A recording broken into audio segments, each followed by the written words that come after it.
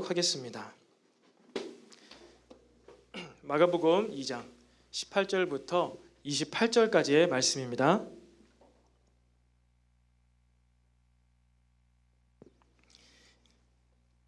(18절) 말씀을 제가 먼저 봉독하도록 하겠습니다. 요한의 제자들과 바리새인들이 금식하고 있는지라 사람들이 예수께 와서 말하되 요한의 제자들과 바리새인의 제자들은 금식하는데 어찌하여 당신의 제자들은 금식하지 아니하나이까? 예수께서 그들에게 이르시되 혼인집 손님들이 신랑과 함께 있을 때에 금식할 수 있느냐? 신랑과 함께 있을 동안에는 금식할 수 없느니라. 그러나 신랑을 빼앗길 날이 이르리니 그 날에는 금식할 것이니라. 생배 조각을 낡은 옷에 붙이는 자가 없나니 만일 그렇게 하면 기운 새 것이 낡은 그것을 당기어 헤어짐이 더하게 되느니라. 새 포도주를 낡은 가죽 부대에 넣는 자가 없나니 만일 그렇게 하면 새 포도주가 부대를 터뜨려 포도주와 부대를 버리게 되리라. 오직 새 포도주는 새 부대에 넣느니라 하시니라. 안식일에 예수께서 밀밭 사이로 지나가실새 그의 제자들이 길을 열며 이삭을 자르니 바리새인들이 예수께 말하되 보시오 저들이 어찌하여 안식일에 하지 못할 일을 하나이까? 예수께서 이르시되 다윗이 자기와 및 함께한 자들이 먹을 것이 없어 시장할 때에 한 아이를 알지 못하였느냐? 그가 아비아달 대제사장 때 하나님의 전에 들어가서 제사장 외에는 먹어서는 안 되는 진설병을 먹고 함께한 자들에게도 주지 아니하였느냐? 또 이르시되 안식일이 사람을 위하여 있는 것이요 사람이 안식일을 위하여 있는 것이 아니니. 함께 읽겠습니다. 이러므로 인자는 안식일에도 주인이니라. 아멘. 아멘. 우리 이 시간에도 좌우에 또 앞뒤에 있는 지체들과 한번 이렇게 격려하면서 인사해 보겠습니다. 말씀의 떡을 함께 뗍시다. 시작. 네, 말씀의 떡을 함께 뗍시다. 말씀의 떡을 함께 뗍시다. 우리 이제 세 번째 시간으로 마가복음을 함께 나누고 있습니다. 우리 지난 시간에 죄인들과 세리들과 함께 계시는 예수님, 그들과 식탁의 교제를 나누고 계신 예수님에 대해서 우리가 나누어 보았습니다. 여러분, 주님과의 교제 시간을 더 많이 가지시길 바랍니다. 예수님과 교제하는 사람은 그가 죄인이라도 세리라도 연약하고 부족하고 넘어져가는 사람이라도 또 괜찮습니다. 왜요? 예수님과 교제하는 그가 의인이 될 것이기 때문입니다. 주님께서 그러한 자들을 결국 우리를 하늘나라로, 우리를 천국으로 인도하실 것이기 때문입니다. 그래서 우리에게 필요한 것은요, 절대적인 시간, 물리적인 시간도 우리가 주님과 함께 더 많이 가져야 하는 것이지요. 하나님께서 능치 못하심이 없으신데 굳이 인간의 몸이 되셨잖아요. 공생의 3년 반 동안에 제자들과 함께 하셨습니다. 예수님의 가족이 있으셨어요. 어머니 마리아, 아버지 요셉, 동생 야고보, 수많은 동생들이 있었습니다. 그럼에도 불구하고 예수님께서는 제자들과 가난한 사람들과 물리적인 시간을 많이 내셨어요. 그들과 직접적으로 시간을 내시면서 같은 공간에서 삶을 나누셨습니다. 그것이 예수님의 제자 훈련이자 복음적인 삶의 모습이죠. 여러분, 이처럼 우리의 이 신앙생활, 복음생활은요, 절대적인 시간 그 자체를 우리 주님과 또 믿음의 공동체와 함께 나누는 것, 이것이 우리의 신앙생활임을 믿으시기를 바랍니다. 여러분, 제가 어렸을 때 저희 아버지와 팔씨름을 했습니다. 우리 형제분들 가운데 그러한 경험이 있는 분들이 계실지 모르겠어요. 아버지와 팔씨름을 할 때 아버지, 제가 초등학교 3학년, 4학년, 5학년쯤이었던 것 같아요. 팔씨름 하자고 하시는 거예요. 그러니까 상대가 안 되죠. 그래서 이제 손가락 2개로 하자고 하시는 거죠. 저는 아주 어린 아이고 이제 아버지께서는 그때 40대였으니까 힘이 세시죠. 2개로 해도 제가 질 수밖에 없습니다. 그런데 이제 아버지께서는 이길랑 말랑 그렇게 하다가 팍 져주셨어요. 그리고 제가 기억하기로 6학년 되고 중학교 올라가서도 팔씨름을 했습니다. 또 팔씨름 하는 거죠. 이제 중2쯤 되니까 어떻게 되죠? 이제 손가락 2개가 아니라 악수를 하고 이렇게 하고 팔씨름을 해도 어때요? 제가 이제 이기게 되는 거예요. 저는 중학생이 됐고 아버지는 이제 50대가 넘어가시고 초등학교 때 했던 그 마음으로 이를 악물고 아버지를 이기려고 힘을 빡 줘가지고 이겼습니다. 아버지께서 왜 저와 초등학생 때부터 팔씨름을 하자고 하셨을까요? 모르겠어요. 딱히 다른 놀이가 없었던 것 같습니다. 그리고 아이가 이제 힘이 얼마나 세졌는지 보시기 위해서 그래서 항상 저한테 져주셨어요. 초등학교 때부터. 그래서 아이가 얼마나 힘이 세졌는지 그리고 아이랑 함께 교제하기 위해서 팔씨름을 하는 것이죠. 근데 저는 그때 팔씨름을 이기기 위해서 했습니다. 팔씨름은 이기려고 하는 것이죠. 지려고 하는 게 아니잖아요. 그리고 제가 뭐 그 어린 나이에 아버지와 팔씨름으로 교제를 한다고 제가 생각을 할 수 있었겠습니까? 팔씨름 하자니까 저는 그냥 이를 악물고 이기기 위해서 그래서 마침내 중학교 때 이긴 것이죠. 그렇게 팔씨름을 했었습니다. 여러분, 본문에서 이 바리새인들이, 종교인들이 예수님께서 그들이 만든 금식 일정, 금식의 스케줄이죠. 그리고 안식일, 그들이 만든 안식일의 규례를 어기자 마치 예수님께 달려들어서 예수님을 비판하는 이 종교인들, 바리새인들의 모습이 소개됩니다. 여러분, 이제 우리 마가복음 2장을 끝내고 있잖아요. 마가복음 1장에서 하나님의 나라 예수 그리스도의 복음이 시작되었습니다. 가장 먼저 예수님께서 무슨 사역을 하셨죠? 하나님의 말씀을 가르치셨어요. 가장 먼저 회당에서. 그랬더니 회당에 누가 또 있었죠? 귀신 들린 자가 있었어요. 귀신 들린 자가 예수님을 알아봅니다. 그러니까 조용하라고, 잠잠하라고, 나오라고. 귀신이, 그 사람이 소리 지르면서 귀신이 떠나갑니다. 그리고 나서 병든 자와 또 베드로의 장모의 열병을 고쳐주시고 수많은 귀신 들린 자와 또 병든 자를 고쳐주십니다. 복음이 능력을 발휘하는 것이죠. 복음의 삶이 나타나는 것입니다. 그런데 그렇게 복음의 능력이 나타나는데 2장에서부터 이제 어떻게 됩니까? 바리새인들, 종교인들이 예수님을 찾아옵니다. 예수님을 비판하기 시작합니다. 예수님의 그 능력 하신 일을 보면서 딴지를 걸기 위해서 달려들기 시작합니다. 여러분, 세상은요 복음을 가만히 두지 않습니다. 진짜 복음이 나타났다. 세상과 이질감이 있어요. 겸손함이 있고 그들의 권위와는 뭔가 다른 놀라운 권위가 있습니다. 이 진짜 복음을요 세상이 가만두지 않고 달려들어요. 뜯어먹기 위해서. 여러분 마음 가운데 복음이 있습니까? 여러분 세상을 감당할 수 있겠습니까? 여러분의 그 마음속에 있는 복음을 보고 세상 사람들이 이질감을 느껴요. 그리고 달려듭니다. 그 삶을 감당하시겠냐는 거예요. 예수님께서는 그 삶을 감당하셨죠. 오늘 마무리와 마가복음 전체의 마무리 가운데 예수님께서 어떻게 그 삶을 감당하셨는지가 결말로 나옵니다. 그런데 여러분, 이 이스라엘 민족이 이제 구약의 포로기를 지나고 신구약 중간기를 지나면서 그들은 율법의 정신이 아닌 율법의 행위로 하나님 앞에서 의인이 되려고 하였습니다. 율법을 주신 것은 그렇게 살게 하기 위해서 율법을 주신 건데 그 정신이 아니라 행위 때문에 그 행위로 나는 하나님과 더 가까운 사람, 더 의로운 사람이라고 그들이 여기기 시작했어요. 또한 그들이 바벨론, 페르시아 포로기를 약 200년간 보내면서 바벨론 신앙이 있었습니다. 바벨론 제국에는요 밀교, 카발리즘이라는 밀교가 있었어요. 은밀한 그러한 종교가 있었습니다. 명상을 하든지 그러한 영지주의와 같은 그러한 카발리즘, 바벨론 카발리즘과 같은 밀교가 있었어요.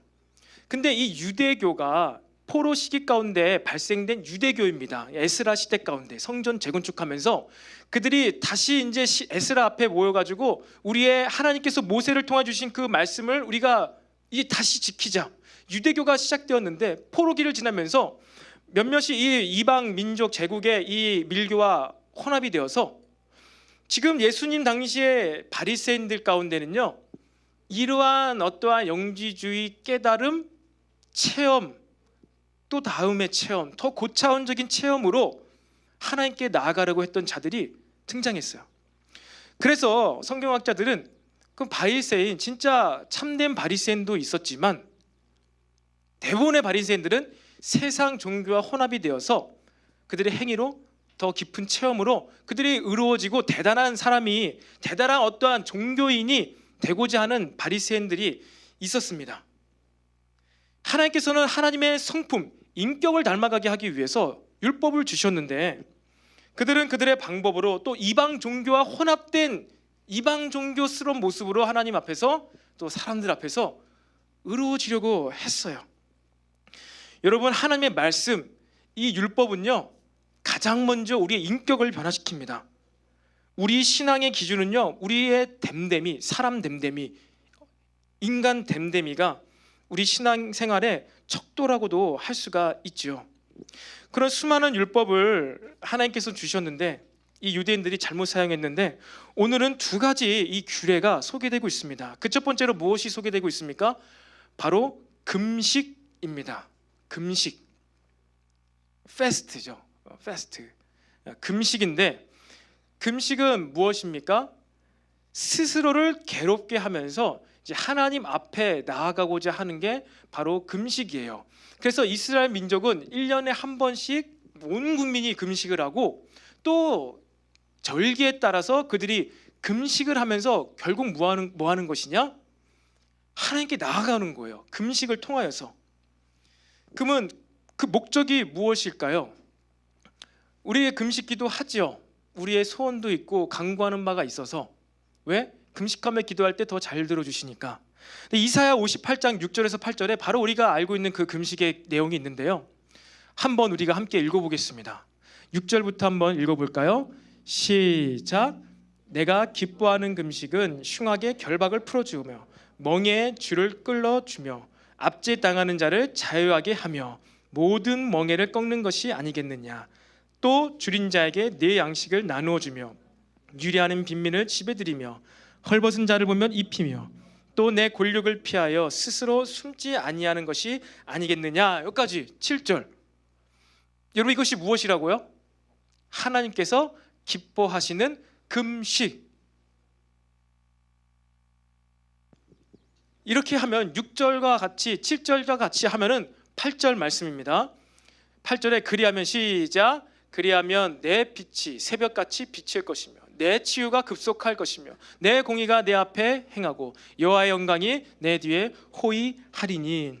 여러분, 금식의 목적은요, 하나님께서 이사야 선지자를 통해서도 알려주셨습니다. 7절 이유죠. 금식은 또 무엇이냐? 줄인 자에게 내 양식을 나눠주는 것이다. 유리하는 빈민을 너의 집에 들이는 것이다. 헐벗은 자를 입혀주는 것이다. 그리고 내 골육, 네 가족, 네 친척을 피하지 않는 게 금식이다. 이건 무슨 얘기일까요? 너의 가족이, 골육이 불의의 사고를 당해서 어려울 때 너에게 도움을 요청했을 때 그것을 피하지 않는 것이 금식이다 라는 것입니다. 금식하며 하나님께 나아가면 무엇이 느껴집니까? 하나님이 느껴집니다. 하나님의 마음이 느껴집니다. 하나님의 마음은 어디에 향하고 있다는 거예요? 가난한 자, 헐벗은 자, 궁핍한 자, 도움이 필요한 자에게 하나님 마음이 가 있다는 거예요. 그래서 금식할 때는 그 목적이 무엇이에요? 이러한 우리 주변을 돌보는 것입니다. 그런데 지금 바리새인들은 무엇을 위해서 금식하고 있었나요? 요한의 제자들과 바리새인들의 제자들은 금식을 하고 있는데 왜 당신의 제자들은 금식을 하고 있지 않습니까? 바리새인들은 음식을 먹지 않는 행위, 곧 그것을 금식으로 여기고 우리가 이렇게 의롭게 대단하게 금식하고 있는데 왜 당신의 제자들은 금식을 하지 않고 있습니까? 마을에는 고아와 과부, 가난한 자들이 차고 흘러 넘쳤어요. 그들은 그렇게 금식을 많이 했지만 사회는 바뀌지 않아요. 여전히 헐벗은 자가 있어요. 여전히 배고픈 자가 있어요. 그런데 그들은 금식을 그렇게 잘했어요.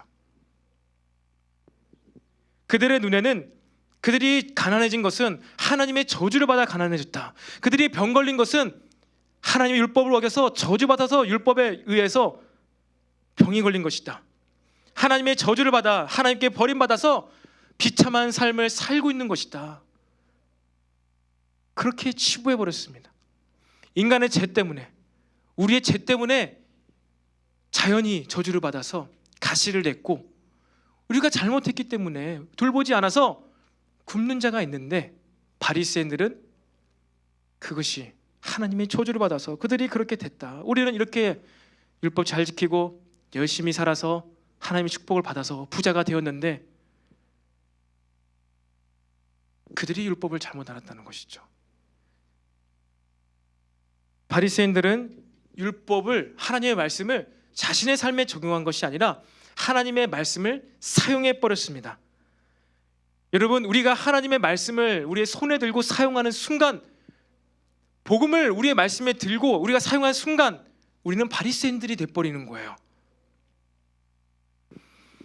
이 말씀 앞에서, 완벽하신 말씀 복음 앞에서 그 누가 바로 설 수 있겠습니까? 우리는 이 성경책을 들고 봐라 이렇게 하라고 했지 않았냐, 하나님 예수님께서 그렇게 하지 않았냐 하고 다 들이대 보세요. 그 앞에 누가 서 있을 수 있겠습니까? 다 죽는 거예요. 말씀은 우리 손이 아니라 말씀은 우리 심령 가운데, 우리의 마음 가운데 자리 잡아야 하는 줄로 믿으시기 바랍니다.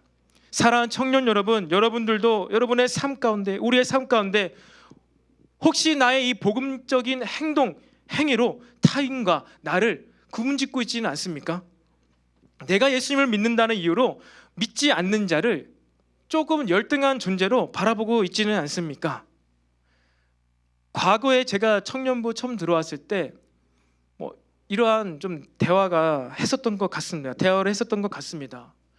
그 자매님이 열심히 전도도 하고 대학교에서도 열심히 신앙생활을 하려고 노력하는데, 아무리 노력해도 예수님 믿지 않는 친구들이 있는 것이죠. 대학 캠퍼스 가운데. 그러면 항상 마지막에 이제 자기가 이제 속으로 마음을 먹는 것은, 그래, 결국 너와 나는 다른 것이지. 네가 믿지 않은 네만 손해 보는 것이지.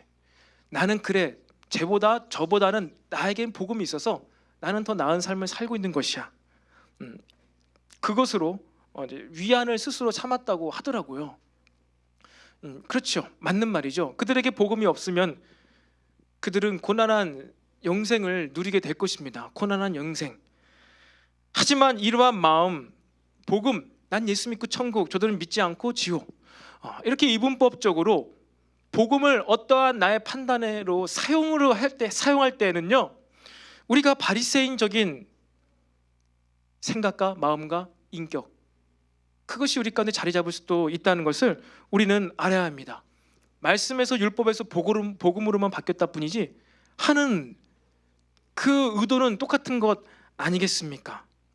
심지어 같은 믿음의 공동체 안에서도 내가 좀 더 다른 사람보다, 옆 사람보다 더 많은 활동들을 하고 있다고 해서 그 사람과 나를 선을 긋고 구분짓고 있지는 않습니까? 여러분, 그것은 복음적인 삶이 아니라는 것을 우리는 알아야 합니다. 이것은 복음적인 삶이 아닙니다.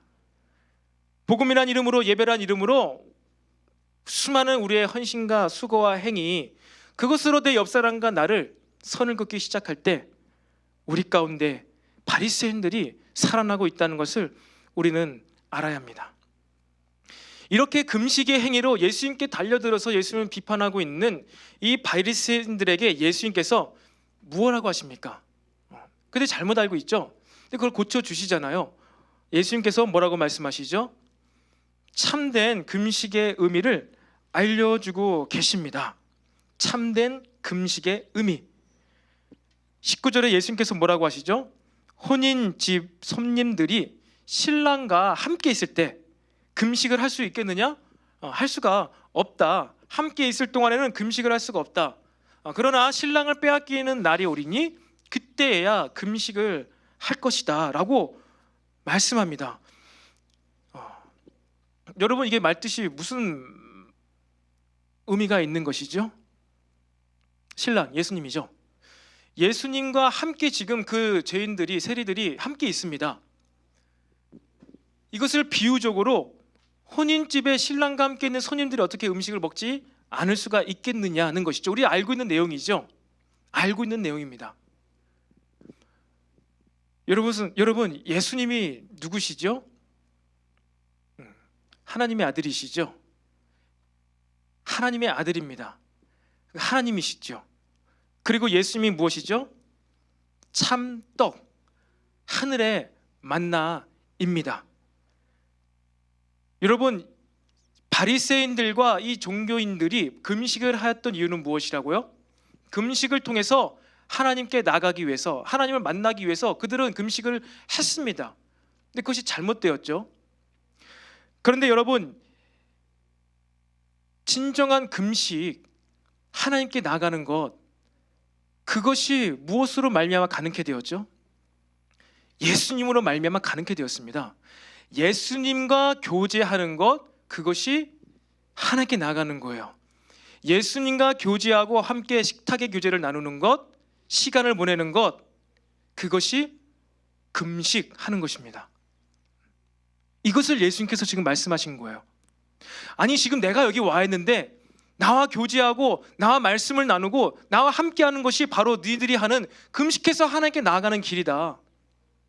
신랑이 함께 있는 동안에는, 내가 너희들과 함께 있는 동안에는 더 이상 금식할 필요가 없는 거예요.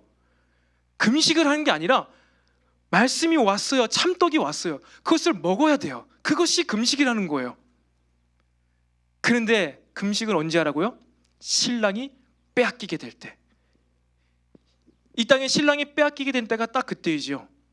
예수님께서 잡히시고 죽으셨을 때, 아직 성령님께서 강림하지 않으셨을 때, 부활하지 아니시고 성령도 안 오시고 예수님께서 잡히셔서 죽으셨을 때, 그때가 유일하게 신랑이 이 땅에 없었을 때예요. 지금은 성령의 시대, 성령의 이름으로 인하여서 우리는 예수님과 교제를 할 수 있습니다. 생명의 참떡을 누릴 수가 있습니다. 먹을 수가 있습니다. 이게 금식이라는 거예요.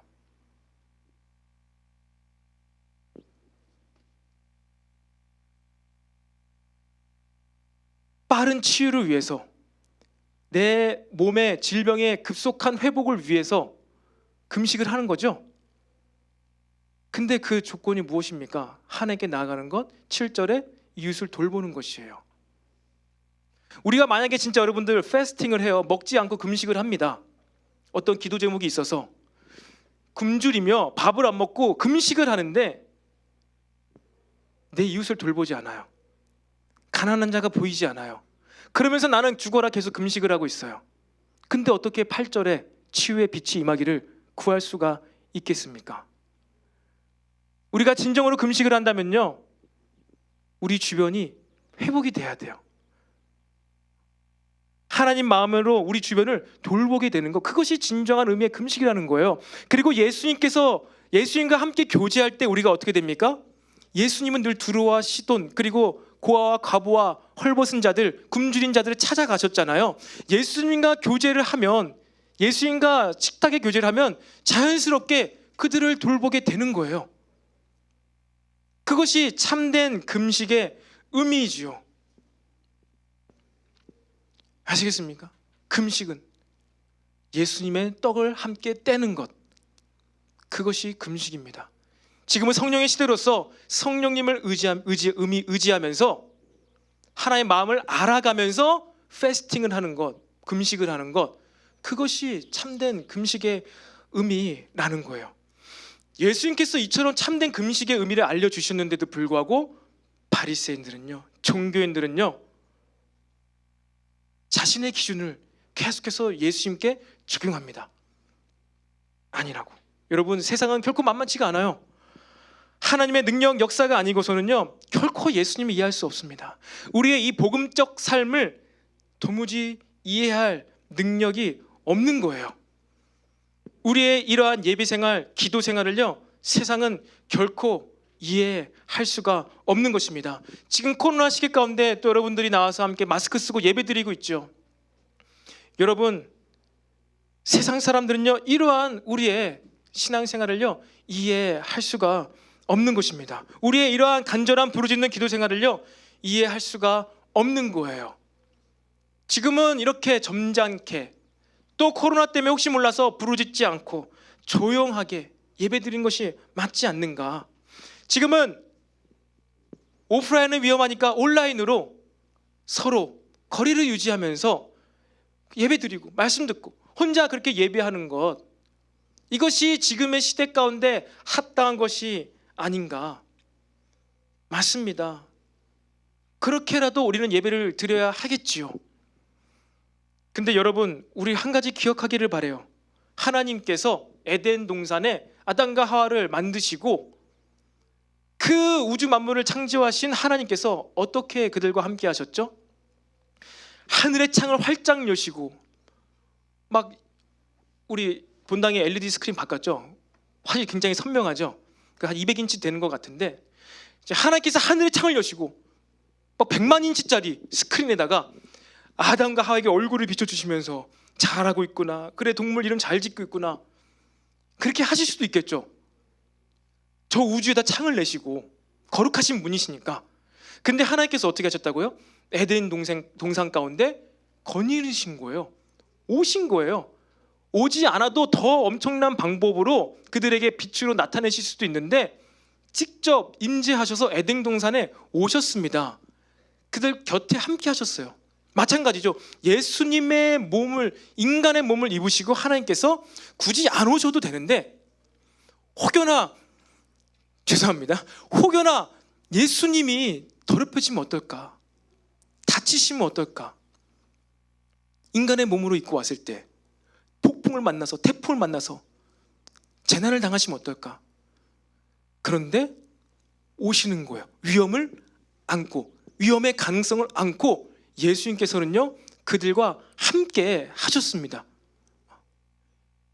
하나님께서 우리에게 찾아오신 복음은요 위험을 안고 오신 거예요. 가장 안전한 방법으로 오신 게 아닙니다. 완벽한 방법으로 오신 거예요. 온전한 방법으로 우리의 죄를 구원하시기 위해서. 비록 우리가 질병의 상황 가운데 우리가 떨어져 있지만, 온라인으로 예배를 드리지만요, 여러분 그것에 안주해 계시지 마시기 바랍니다. 그 온라인으로 예배드리는 것이 편해지지 않기를 원해요. 뭔가 불편하고 더 뭔가 하나님께 죄송스럽고 그런 안타까운 심령으로 여러분들 예배를 온라인으로 드리시기 바랍니다. 그리고 가능하면 우리가 모여서, 이제 백신 맞고 있잖아요. 백신을 맞고 우리가 가능하면 이제 모여서 그렇게 하나님 임재하심 가운데 예배를 드릴 수 있게 되기를 바랍니다. 어떤 영상 가운데 온라인 예배가, 오프라인 예배가 제2의 종교개혁이라는 그런 엄청난 무시무시한, 결코 성경적이지도 않고 말씀적이지도 않은 그런 메시지가 영상 가운데 마구마구 퍼지고 있더라고요. 이 종교개혁은 결코 그런 것이 아니었습니다. 왜 온라인 예배가 종교개혁입니까? 유명한 목사님이 그 말씀하셨는데 엄청난 비판의 영상들이 또 막 올라오고 있죠.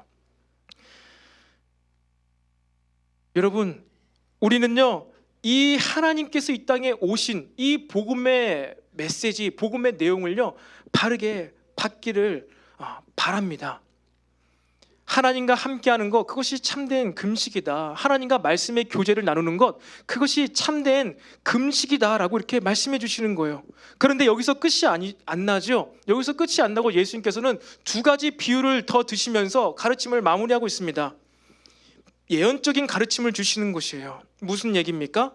낡은 옷과 오래된 가죽 부대, 이 비유를 주십니다. 여러분, 이 말씀이 어떤 내용인지 이해가 가십니까?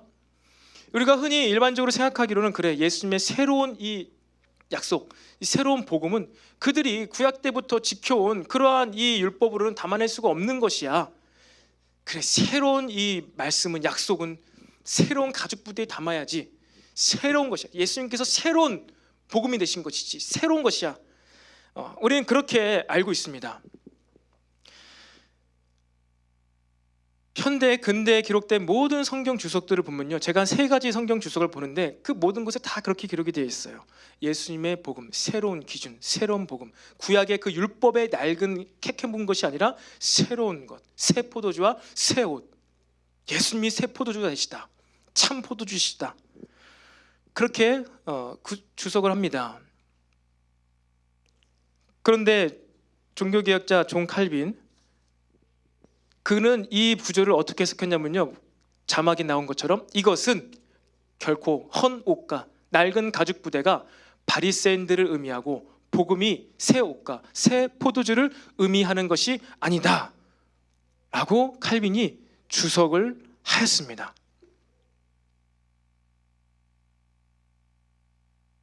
이것이 어떠한 의미로 다가오나요, 여러분? 이것은 결코 헌 옷과 옛 가죽 부대가 바리새인들을 의미하고 새 옷과 새 포도주가 자신 복음을 의미하는 것이 아니다 라고 얘기하면서 추가적으로 얘기하기로는 오히려 이 예수님의 제자들, 그들이 연약하고 낡고 헤어져 있는 것처럼 반면 너무나 견고하고 강한 이 바리새인들이 바로 새 포도주, 새 가죽 부대와 같은 것을 의미하는 것이다. 결국 이 연약한 낡은 약한 이 제자들, 그 세상 종교 바리새인들 서기관들보다 예수님과 그 제자들이 약했죠. 이것을 의미하는 것이라고 칼빈은 이야기를 했습니다. 두 가지 입장이 있는 거예요. 근데 마가복음을 제가 다시 묵상하고 또 다시 묵상하고, 그리고 신랑이 빼앗길 날, 그때야 금식을 해야 된다. 뭐에 자기가 죽게 된다는 것이죠. 이 말씀을 하시자마자 헌옷과 옛 가죽 부대, 오래된 가죽 부대 비유를 드시면서 결국 옛 가죽 부대에 새 포도주가 들어오게 되었을 때 어떻게 된다고요? 터져서 가죽 부대도 버리고 포도주도 쓰지 못하게 된다. 이런 말씀을 하셨습니다. 여러분, 이게 무엇을 의미하는 것일까요? 지금 이 예수님, 여러분, 이 예수님은요, 그 다음 안식일의 비유에서 나오죠. 너희들이 기록된 것을 알지 못하느냐. 다윗이 도망자 생활할 때 굶주려서 배가 고파 죽게 되어서 제사장들만 먹어야 하는 그 성소에 들어가서 진설병에 있는 떡빵을 자기도 먹고 자기 군사들에게도 부하들에게도 먹여준 것을 기억하지 아니하느냐. 무슨 얘기죠? 너네보다 훨씬 조상, 우리의 그 위대한 다윗이 율법을 어겼어. 근데 하나님께서 심판 아니하셨잖아. 옛 율법이죠. 구약이죠. 예전부터 가있으니 율법을 지키지 말자, 성소에 들어가서 그 떡상에 있는 떡을 빼앗아 먹어야 된다, 낸 얘기가 아닙니다. 구약에서부터 하나님 주신 율법은 사람을 위하여서 줬다는 거예요. 안식일을 만드신 이유는 사람을 위해서 안식일을 만들었다는 것이죠. 안식일을 지키기 위해서 인간을 만드신 게 아니라 하나님께서 7일, 6일 동안 창조하시고 7일 안식일 한 날을 복되게 하시면서 인간이 이제 살 수 있는 모든 환경과 시간과 공간과 모든 것을 만드시고 사람들을 쉬게 한 거예요. 사람을 위해서 안식일이 존재한다는 것이죠. 지금 다윗이 그 부하들이 못 먹어서 죽어가고 있는데 그 떡상을 먹는 것을 금지하는 율법, 그것을 안 먹으면 죽게 되는데 율법을 지키려 하다가 그것을 안 먹어서 죽게 되는 것은 하나님께서 원하시는 게 아니라는 거예요. 다윗은 그것을 알고 들어가가지고 이것을 나로 하여금 먹게 하셔서 생명을 연장하게 하소서 하니까 그걸 먹고 연장을 한 거예요.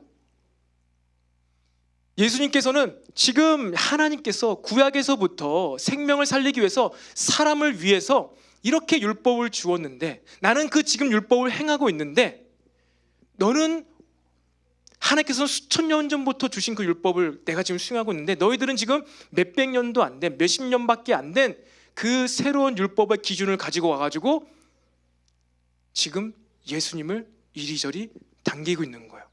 아, 금식하는데 먹으면 안 되는데, 아, 안식일에는 노동을 하면 안 되는데, 그 다음에 나오잖아요. 밀 이삭을 비벼 까가지고 먹는 거, 안식일 노동하면 안 되는데, 그들은 몇 년 안 돼서 만든 자신들의 새 기준을 가지고 예전부터 하나님께서 주신 그 율법을 이리 땡기고 저리 땡기고, 그러니까 옷이 어떻게 된다고요? 찢어지게 되는 거예요. 여러분, 예수님의 이 복음이, 하나님의 복음이 새로운 것이 아닙니다. 여러분 이것을 알았으면 좋겠어요. 구약은 오래된 약속, 신약은 새로운 약속이 아닙니다. 단어 뜻이 그렇죠. 단어 뜻이. 구약은 무슨 약속이에요? 메시아가 오실 것이다라는 약속입니다. 신약은 무엇이에요? 오신 예수님께서 다시 오실 것이다라는 약속이 신약이에요. 오래된 약속과 새로운 약속이 아닙니다. 영어로 하자면 올드 테스트먼트, 뉴 테스트먼트인데 그 의미를 해석하자면 아도나이 who is coming, 주께서 오실 것이다. 신약은 그리스도 who has been come, 이미 오셨고 who will become, 오실 분. 이게 신약이에요. 한마디로 하나님께서는요, 창세기 3장 15절부터 복음을 주셨어요. 여자의 후손이 뱀의 머리를 상하게 하고 뱀은 너는 그의 뒤꿈치를 상하게 하리라. 여러분 우리는 이 메시지를 들으면 또 그렇게 생각하죠. 아 그래, 예수님께서는 뱀에게 치명타를 입히시고 예수님은 그냥 발 뒤꿈치 조금 상하게 되는 아주 사소한 미미한 데미지만 입으시는 것이구나 라고 생각하는데요. 여러분 이스라엘 백성들, 고대 근동지방에 있던 사람들 뱀을 알았죠. 불뱀을 알았죠. 뱀이 물면 어디를 물을까요? 땅에 기어다니죠. 혀를 하면서 기어다닙니다. 여러분의 잠을 깨우기 위해서 제가 가까이 가고 싶지만 뱀이 막 가가지고 뱀이 갑자기 팍 점프해가지고 여러분 목을 팍 무나요? 아니죠. 뱀이 어디를 물까요? 숲에 이렇게 밑에 있다가 발꿈치를 팍 무는 거예요. 그리고 아야 따가운데 독이 들어가면 어떻게 되죠? 서서히 죽어가는 거예요. 바로 죽진 않지만. 이 창세기 3장에서부터 원시복음, 애초부터 옛날부터 주셨던 약속, 그 복음은 무엇을 얘기하는 거예요? 사단이 예수님 인성을 입고 오신 예수님 죽인다는 거죠. 팍 물어요. 아야 하는데 그 순간 뱀의 머리 상하게 해요. 치명타를 입어요. 그리고 본인도 어떻게 돼요? 독에 중독되어서 죽게 된다는 거예요. 여자의 후손이 독뱀에 물려서, 불뱀에 물려서 죽게 된다는 거예요. 그게 원시복음입니다. 우리는 발꿈치, 뒤꿈치 하니까 미미한 데미지라 생각하는데 이스라엘 백성들이 광야에서 이 창세기를 처음 들었을 때 아, 이 후손 그럼 죽게 되겠네? 독에 감염돼서 죽게 되겠네? 그걸 아는 거예요. 여러분 예수님이 신랑이 빼앗길 날에는 금식하여라 하고선 낡은 옷에 새 옷을 기울 수가 없다. 왜? 그 새 옷을 기웠다가 한 번 빨면은 새 옷이 수축되면서 헌 옷이나 새 옷이나 다 찢어지게 되기 때문에. 그리고 옛 가죽 부대에 새 포도주, 지금 너희들의 기준을 넣을 수가 없다. 만약에 그렇게 넣으면 어떻게 된다는 거예요? 터지게 된다. 옛 가죽 부대는 팽창이 안 됩니다. 새 포도주는 아직 발효가 되지 않아서 넣으면 발효가 되면서 부피가 팽창돼요. 그래서 가죽 부대가 터지는 것이죠.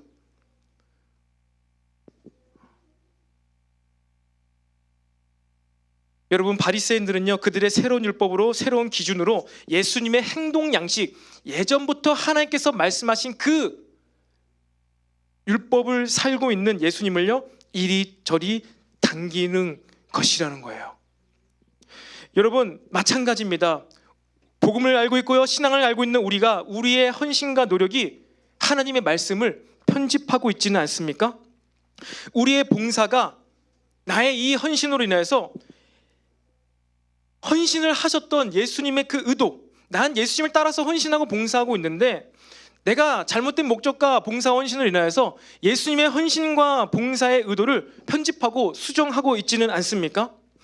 예수님께서는 이미 구약에서부터 창세기부터 말씀하고 계신 약속되어진 복음의 삶을, 완전한 그 복음의 삶을 보여주셨는데 우리는 때로 그 완전한 복음의 삶, 그 복음의 옷을 내가 입기 편하게 이리 늘리고 저리 늘리고 줄이거나 오리거나 자르거나 때로는 덧붙이거나 편집하고 있지는 않냐는 거예요. 예수님께서는 그렇게 창세기부터 죽어지게 될 것이다.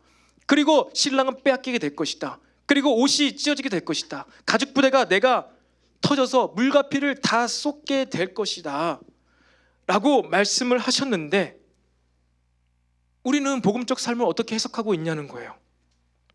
그리고 또는 우리 가운데 복음의 삶을 온전히 살아내고 있는 여러분들에게 주변 사람들이 시대의 정신으로, 세상의 기준으로 여러분의 복음적 삶을 평가하고 있지는 않습니까? 아까 이야기한 것처럼 코로나 시대에 무슨 교회를 가냐고, 꼭 가야 되냐고, 그렇게 이 지금의 시대, 단 이 시대 몇 년 지금 막 생긴 온라인 예배에 대해서 얘기하면서 굳이 오프라인으로 예배를 드려야 하냐고 그렇게 평가하고 있지는 않습니까? 우리는 예전부터 하나님께서 창세 때부터 에덴 동산에부터 굳이 직접 오셔가지고 우리와 함께 임재하셨는데, 나도 그것 때문에 주님의 임재함을 누리고 싶어서 교회를 찾아가고 위험을 무릅쓰고 마스크를 쓰면서 예배를 드리고 있는데, 세상 사람들은 시대 정신에 맞지 않다, 지금 시대에 맞지 않는 방법이다면서 우리들을 평가하고 있을 때 여러분의 마음이 어떻게 됩니까?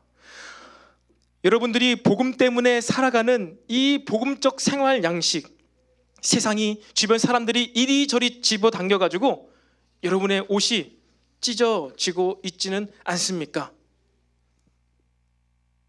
복음의 방식, 성령의 열매의 9가지 방식, 오래 참는 것, 또 뱀처럼 지혜롭지만 때로는 비둘기처럼 순결한 삶의 양식으로, 모습으로 살아가는 여러분들의 모습을 보면서 예수 믿는 사람들은 약한 사람만, 정신력이 약한 사람만, 연약한 사람들만 믿는 것이야 라면서 우리의 순수한 의도와 그런 우리의 마음을 짓밟을 때, 이리저리 갈기갈기 찢어 놓을 때 여러분은 어떻게 반응하십니까?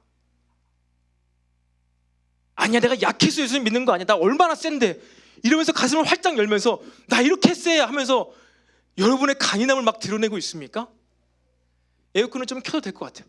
그렇게 여러분들을 이리저리 막 잡아 당기면서 여러분이 입고 있는 복음의 옷, 예수님께서 보여주셨던 그 어리석은 모습, 때로는 미련하고 너무나 순수하고 오래 참기만 하고 막 그렇게 죽어지게 막 구박받고 있는 그 모습 가운데 손가락질하면서 우리를 놀리고 있는 그들을 보면서 못 참고 가슴을 활짝 열면서 내가 네보다 사실은 더 똑똑한데, 네보다 돈도 많은데, 이러면서 가슴을 활짝 펴고 있습니까? 아니면은 그들이 이리 땡기고 저리 땡기고 새로운 시대 정신을 마구마구 우리의 몸속에 부어가지고 우리가 터질 때까지, 끝까지, 옷이 찢어질 때까지 그 삶을 살아가고 있습니까? 여러분, 복음의 방법은요, 가죽 부대가 터지는 거예요. 세상 사람들에 의해서 내가 추구하고자 하는, 내가 입고자 하는 이 낡은 옷, 예전부터 있었던 이 옷이 찢겨지는 것, 해지는 것, 복음으로 인해서 바뀌어진 내 성품, 내 인격이 세상 사람들에 의해서 짓밟히고 찢겨지고 손가락질 당해서 비참해지는 것. 여러분, 그것이 오늘 예수님께서 보여주시는 복음의 삶입니다. 세상 사람들은 이것을 이해하지 못하죠. 결국 그렇게 예수님께서 십자가에 못 박히셔서 찢기셨잖아요. 옷이 다 찢겨졌잖아요. 옆구리가 터져서 물과 피가 다 쏟아졌잖아요.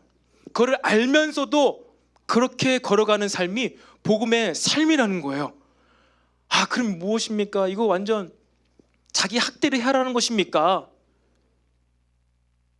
여러분, 이것은 자기 학대, 삶을 포기해라, 자살이다, 그 얘기가 아니에요.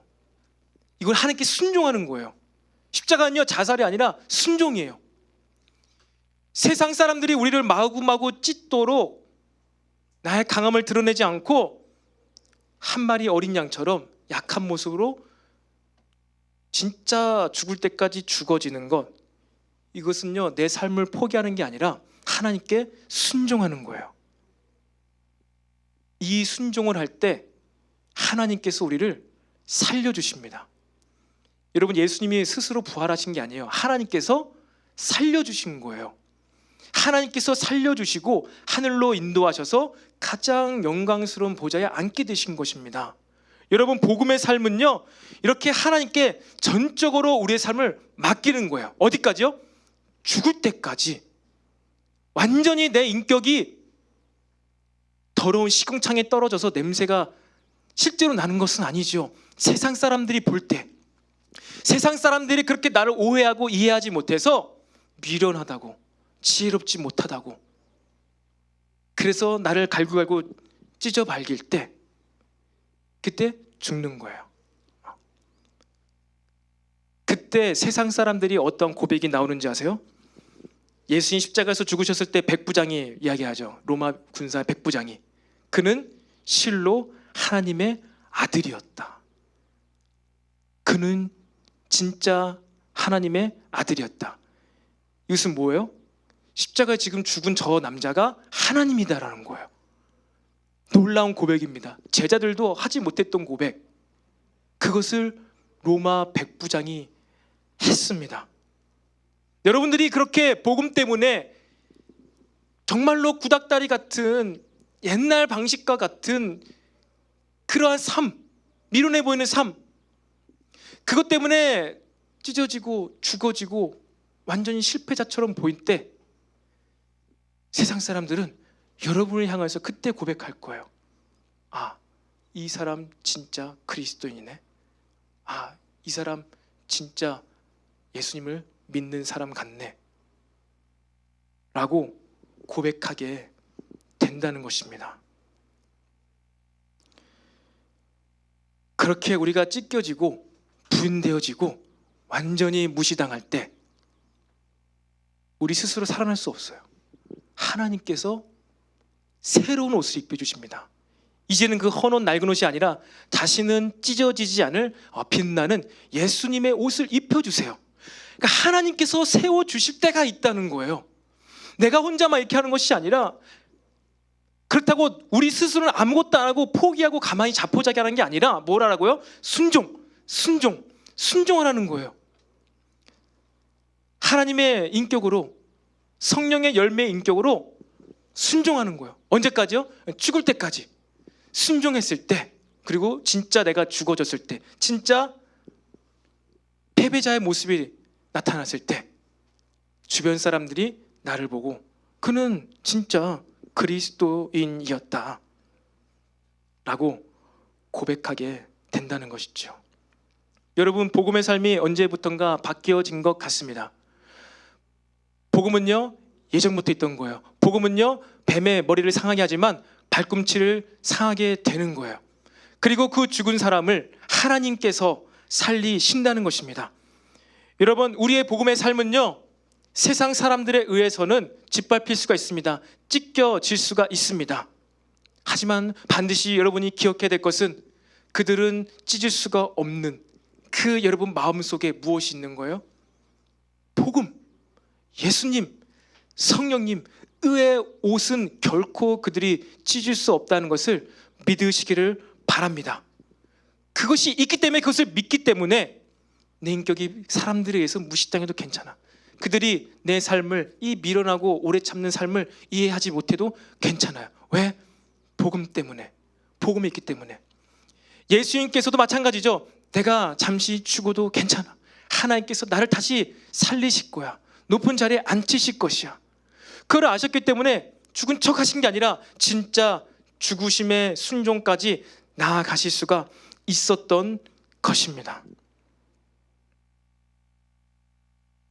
여러분, 이 하나님의 온전하고도 유일한, 이 예전부터, 오래전부터 있었던, 편집되거나 땡겨지거나 새로 덧붙일 수 없는 이 복음의 기준, 네가 죽게 될 것이지만 다시 살아나게 될 것이야.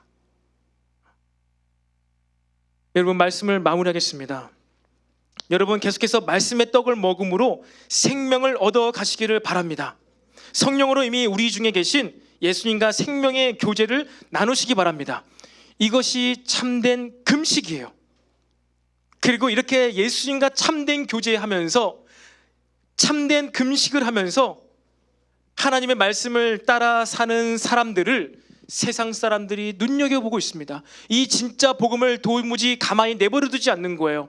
어디서든지 쫓아와서 내 눈앞에 나타나서 지금 시대는 이게 안 맞는데, 지금 이렇게 사는 것은 옳지가 않는데, 라면서 몇 년 되지도 않는, 뿌리도 없는, 근본도 없는 그런 얘기를 하면서 우리의 삶을 바꾸려고 합니다.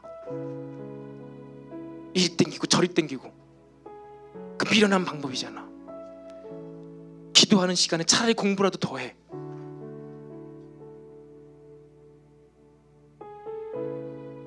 그런 세상의 도전 앞에 우리는 어떻게 되는 거라고요? 찢어지는 거예요. 터지는 거예요. 왜 우리가 찢어질 수 있습니까? 왜 우리가 터져도 괜찮습니까? 복음이 있기 때문에, 그 복음 때문에 하나님께서 나를 다시 살려주실 것이기 때문입니다. 여러분, 이게 복음이라는 거예요. 죽는 척을 하는 것, 열심히 기도해서 성공하는 것, 슈퍼 히어로가 되는 것, 아니요. 죽는 거예요.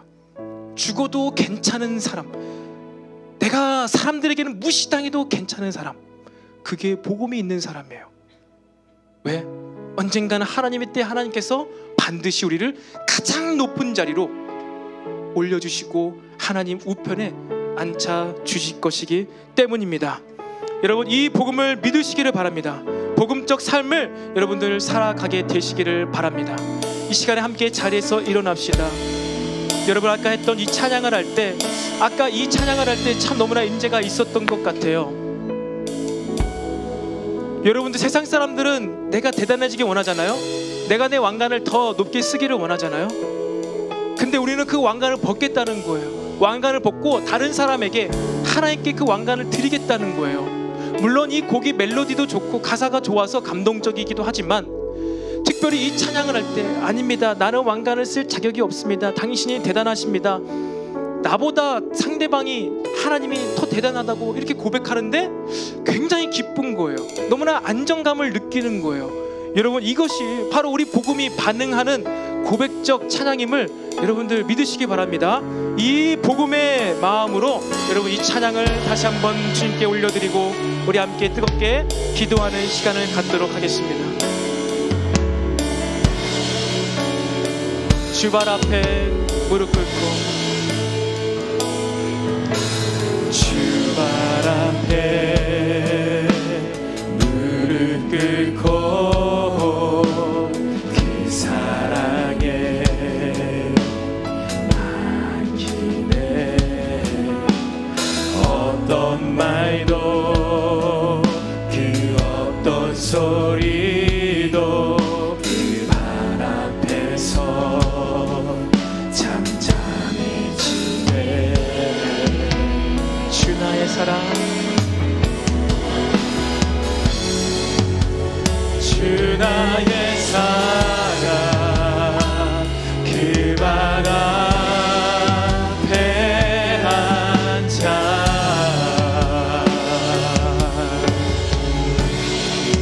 내 모든 기도는 사랑의 노래가 되네. 주의 옷자락 만지며, 주의 옷자락 만지며, 주의 그 발을 씻기며, 주님 그 발에 입 맞추며 나의 왕관을 놓으리. 주의 옷자락 만지며, 주의 그 발을 씻기며, 주님 그 발에 입 맞추며 나의 왕관을. 우리 한 번 더 고백하며 선포합시다. 이 시간 주의 옷자락 만지며 주님께 나갑니다. 주의 옷자락 만지며, 주의 그 발을 씻기며, 주님 그 발에 입 맞추며 나의 왕관을 놓으리. 주의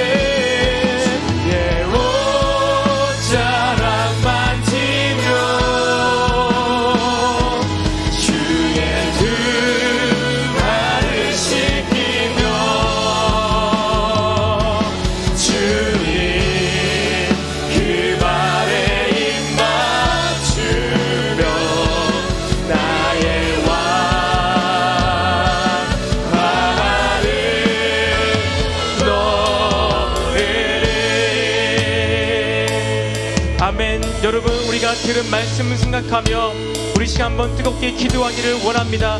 여러분, 그렇습니다. 복음적 삶은 무엇입니까? 스승이 제자의 발을 씻기는 것이 바로 복음의 삶입니다. 여러분, 복음의 능력이 무엇입니까? 미련해 보여도 이 옷자락만 잡으면은 내가 병이 나을 것이라는 것이 복음의 능력을 믿는 것입니다. 여러분, 그렇습니다. 우리가 찢겨지고 우리가 터져버리더라 하더라도 여러분, 복음은요 다시 우리를 살릴 능력이 있음을 믿으시기를 바랍니다. 내가 나의 삶을 지키는 것이 아니에요. 내가 나의 삶을, 인생을 이끌어가는 것이 아닙니다. 세상의 새로운 기준들 때문에, 복음을 이해하지 못하는 세상의 그 생각들 때문에 때로는 내 삶이 찢겨지고 때로는 나의 인격이, 내 방법이 밟힌다 하더라도 여러분, 우리는 밟혀지는 게 아니에요. 찢겨지는 게 아니에요. 반드시 하나님께서 우리의 삶을 새롭게 세우실 것을 믿으시기를 바랍니다. 그 하나님을 믿음으로 살아가는 것, 그것이 복음의 삶임을 기억하시기를 바랍니다. 그래서 주님, 우리에게 이 복음의 삶과 복음의 능력이 나의 삶 가운데 나타나게 하여 주시옵소서. 내가 때론 푹 죽어지고 내가 때론 찢어진다 하더라도 주님께서 나의 삶을 새롭게 세울 것을 믿습니다. 주여, 나의 삶을 새롭게 하여 주시옵소서. 나의 삶을 복음의 삶으로 인도하여 달라고 이 시간 주여 한번 해주고 기도하겠습니다. 주여,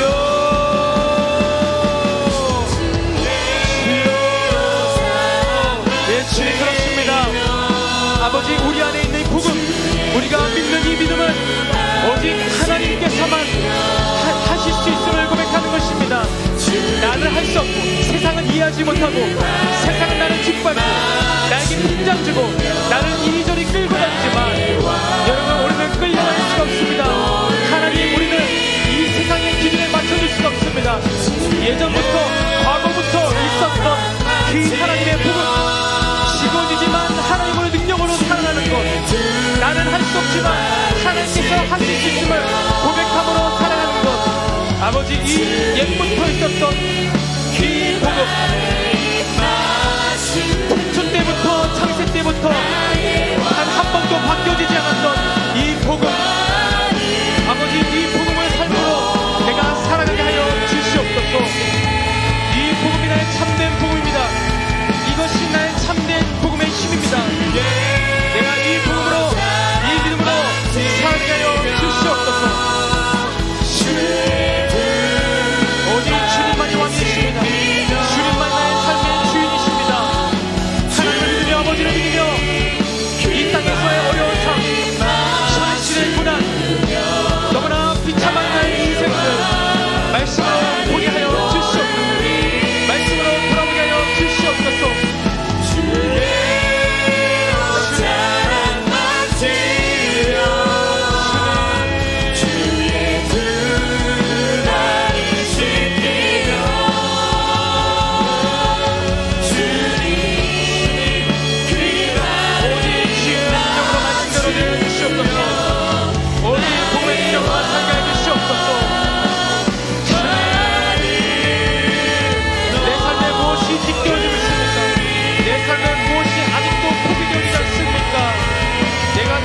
내려놓게 해주시옵소서. 하나님께 순종함으로 내가 내 삶을 더 이상 붙들지 않게 하여 주시옵소서.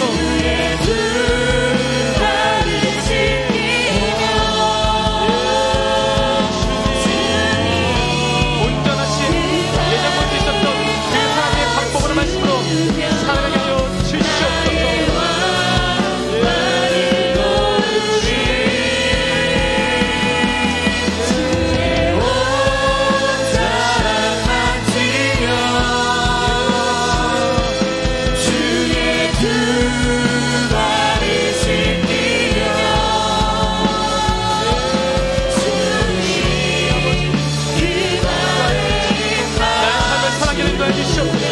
놀라운 주의 은혜를 누릴 수 있도록 아버지 인도하여 주시옵소서.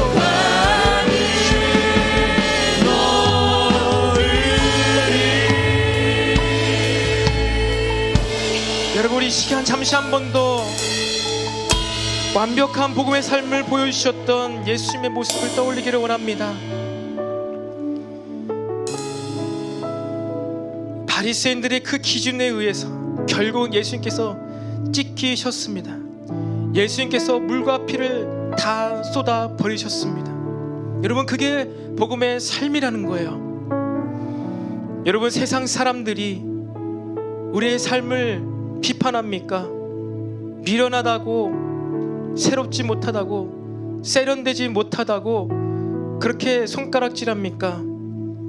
여러분의 마음을 몰라주고, 여러분의 의도를 몰라주고, 오해하고 왜곡시켜서 여러분의 성품과 인격과 그 마음을 찢어놓고 있습니까? 여러분, 괜찮습니다. 우리 주님께서도 그렇게 찢김 당하시고 죽으셨어요. 여러분, 그런 삶이 복음의 삶이라는 거예요. 여러분이 마침내 낮아지고 낮아져서 더 이상 낮아질 곳이 없는 그 순간, 세상 사람들은 여러분을 보고 이야기할 것입니다. 아, 그는 실로 그리스도인이었다. 아, 너는 진짜 그리스도인이구나. 여러분, 이것이 복음의 능력입니다. 부활은 그 다음 문제예요. 하나님께서 우리를 높이시는 것은 하나님 손에 달려 있는 것입니다. 우리가 스스로 강하여질 필요가 없습니다. 그렇다고 우리 삶을 포기하라는 것이 아니에요. 적극적으로 열심히 우리는 순종의 자리로 나아가는 것입니다. 그렇게 밑바닥까지 순종하며 나아갈 때 세상은 우리를 통하여 그리스도를 알게 되고 하나님께서는 마침내 우리의 삶을 높이시게 될 것을 믿으시기를 바랍니다. 주의 옷자락 만지고, 주의 옷자락 만지고, 주의 두 발을 씻기며,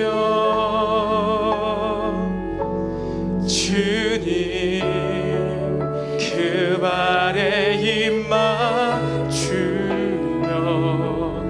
나의 관을 놓으리. 주님, 나의 모든 강함을 내려놓게 해주시옵소서.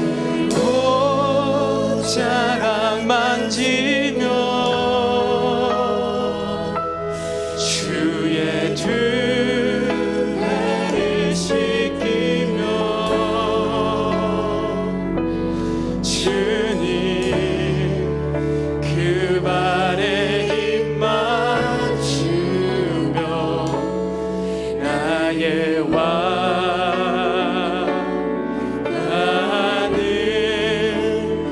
놓으리.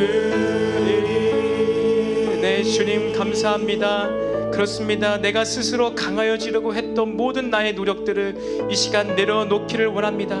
내가 잘나고 싶었고, 내가 좀 돋보이고 싶었고, 내가 쓰고 싶었던 그 왕관을 이 시간 주님 발 안에 내려놓습니다. 주님께서만 나를 통치하여 주시옵소서. 주님께서만 나를 세워주실 줄로 믿습니다. 내가 나를 세울 수가 없습니다. 주님, 연약한 나를 이 시간 나의 심령을, 나의 마음을 주님 붙잡아 주시옵소서. 그렇게 하실 주님을 기대하며 이 모든 말씀 살아계신 예수님의 이름으로 기도드립니다. 아멘. 하늘에 계신 우리 아버지여, 이름이 거룩히 여김을 받으시오며 나라의 임하옵시며 뜻이 하늘에서 이루어진 것 같이 땅에서도 이루어지이다. 오늘날 우리에게 일용할 양식을 주옵시고 우리가 우리에게 죄 진 자를 사하여 준 것 같이 우리 죄를 사하여 주옵시고 우리를 시험에 들게 하지 마옵시고 다만 악에서 구하옵소서. 대개 나라와 권세와 영광이 아버지께 영원히 있사옵나이다. 아멘.